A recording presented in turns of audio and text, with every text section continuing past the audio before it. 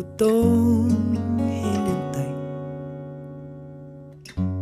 Ilang buwan ko ring sinanay.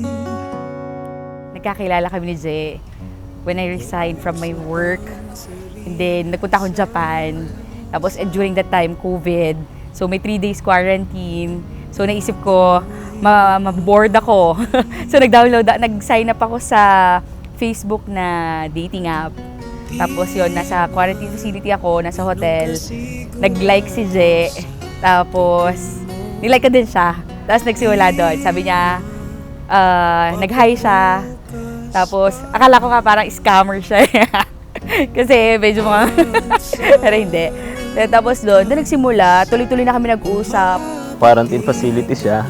So we got a chance to chat with each other through FB dating yun.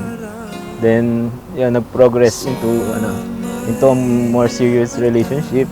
Hanggang sa after siguro 9 months bago ko nakauwi ng Pilipinas, nagkita kami, punta siya sa bahay. As yun. Doon, nagsimula doon, tuloy-tuloy na. Hanggang sa ngayon, ganun pa rin, consistent siya.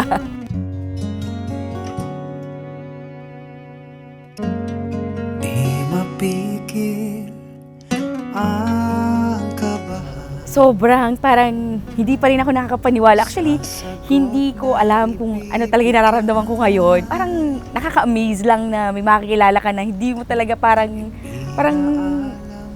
unexpected. Tapos ngayon, pakakasalan mo. Pero sobrang happy. Kasi nakita ko kay Jay yung lalaki talagang hinahanap ko. Napakabait niya, mapagmahal, sobrang marespeto, masipag. Wala akong masabi. Talagang the best. Parang talagang lagi akong napapa-thank you, Lord. Kasi binigyan niya ako ng isang Jeric. Sobrang happy.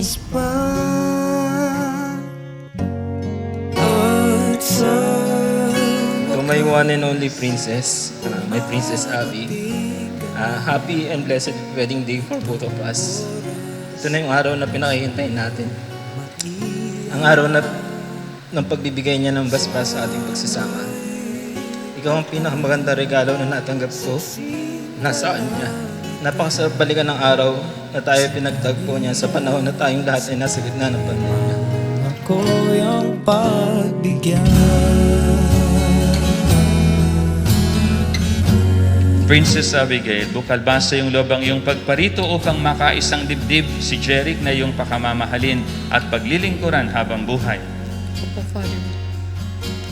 Jeric, bukal ba sa iyong loob ang iyong pagparito upang makaisang dibdib si Princess Abigail na iyong pakamamahalin at paglilingkuran habang buhay? Opo, Father. Pag-ibig ang panghabang buhay sa kalimang. Hindi umayon ay hindi magsisisi. Ito'y sinubukan. Je, palagi ko pa ding naalala kung paano tayo nagsimula. Nakaka-amaze lang kung saan na tayo nadala ng simpleng hello, Abby. Sa iyong mga ngiti, sa iyong mga tingin, nababaliw na ang puso ko sa iyong ganda. Tama pa ba nararamdaman sa'yo? Isusugal ang puso ko para sa'yo. Wag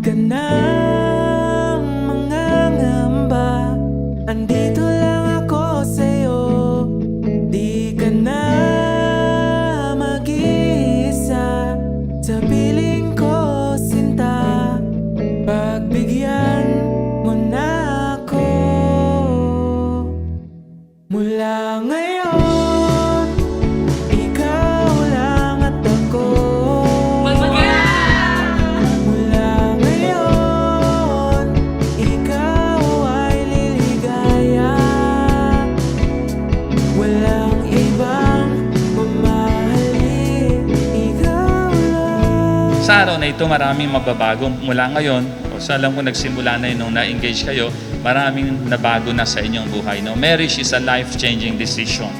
At kasama dito is that you surrender yourselves to each other.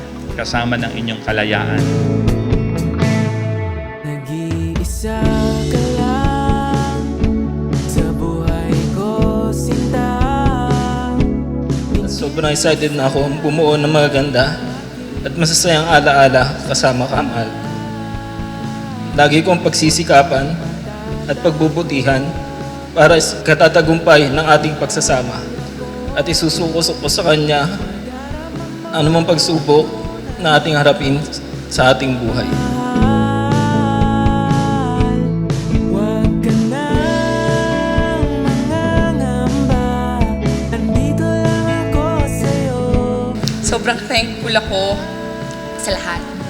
Napakabuti mo since day one. You've been very consistent. Napakabait, masikap, masipag, mapagmahal, napakamaresbetong tao mo.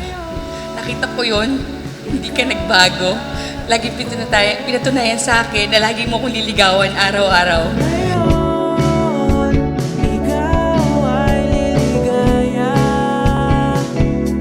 Walang ibang mamahalin, ikaw lang. Mula ngayon, ikaw lang at ako. Mula ngayon, ikaw ay liligaya. Walang ibang Sabi nga niya sa 1 John 4:19, tayo ay umiibig sapagkat ang Diyos ang unang umibig sa atin. Lamang